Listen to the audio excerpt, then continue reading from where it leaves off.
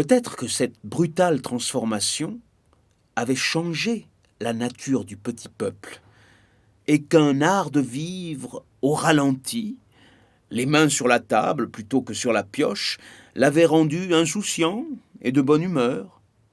J'allais jusqu'à soupçonner les habitants d'entretenir avec la nature des complicités qui les mettaient à l'abri de l'angoisse et de l'esprit de sérieux. Je voyais même en Beauvernier une de ces régions des plus rares où l'on se passerait bien de croire à l'enfer pour l'avoir sous les yeux en spectacle quotidien.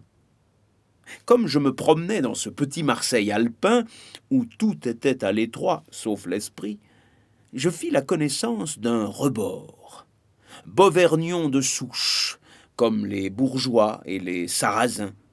Il formait avec l'angle de la maison communale un petit bloc épais, bien trempé dans sa quiétude de retraité que la lune avait transformé en statue posée sur la flaque de la rue. Quand il sortit sa main de la poche, après avoir soulagé une irritation entre les jambes, j'avais déjà posé ma question et je l'entendis répondre d'une lèvre gloutonne. « Oui, oui, il y a bien une histoire de Beauvernier, si on peut appeler ça une histoire. » Un chanoine avait été piqué par l'esprit scientifique. Il avait commencé la publication de découvertes historiques dans le bulletin paroissial. Mais il rencontra de telles protestations de la part de ses fidèles qu'il dut interrompre ses études et laisser mourir avec lui de précieuses révélations.